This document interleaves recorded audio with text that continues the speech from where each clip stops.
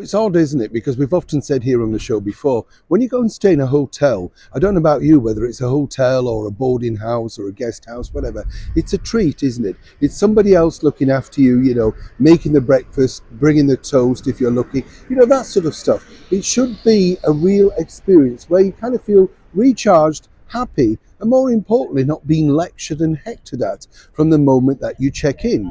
But have you noticed in today's society, we can't go anywhere now without being made to feel guilty? And this is all down to, of course, well, climate change, isn't it? Or is it? As ever, there's money behind it. Let me explain. Hi, good morning. How are you? Nice to see you today. As ever, thank you so much for joining me. Nice to have your company. It's true, though, isn't it? What I say, if you're lucky enough, even if you go away in a caravan or something like that, motorhome, if you're lucky, I love those, don't you? But if you do, it's just a sort of break of tradition, isn't it? And maybe somebody else making that food for you or simply looking after you. Now, a colleague of mine recently stayed in a rather swish Hilton hotel in the very heart of London, right? Allegedly 4-star. Now, when he arrived there, once again, he had to virtually check himself in, and there was a bit of kerfuffle, at the desk because, why are you checking yourself in? Where's the service? That's the whole point, isn't it?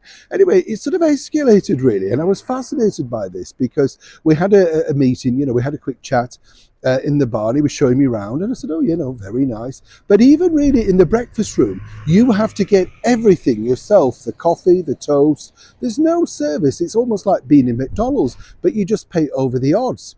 And then he pointed this out. Take a look at this. You see, this is placed in the rooms of every, suite, whatever, and he'd been upgraded to a nice suite, it has to be said. But what was fascinating about this was the lecture on the card. Basically, if you don't ask for any maid service or room service, they'll give you points on your honours card, assuming you've got one.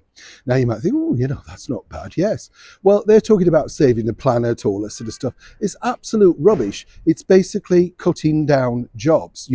If you don't need the maid on that day, you hang your towels back, you straighten your bed, and basically you get a few points to spend as and when they decide on your honours card. Fascinating thing, isn't it? So, of course, we brought this up with the manager, and he didn't really know how to wriggle around it. But then, as my colleague pointed out, it's all very well saving the planet, say, by one towel at a time, or not necessarily requesting another shower cap, etc. But just to look across the road, literally across the road of that 4-star hotel, all of these lights remained on throughout his 2-day stay during the night. So while you're busy rinsing out a face cloth and basically saying, don't worry, I'm saving the planet, look across the road in Sadiq Khan's London. They don't care about the planet, because if they did, they would make these officers turn off their lights. They're not fire lights, they're full blazing lights.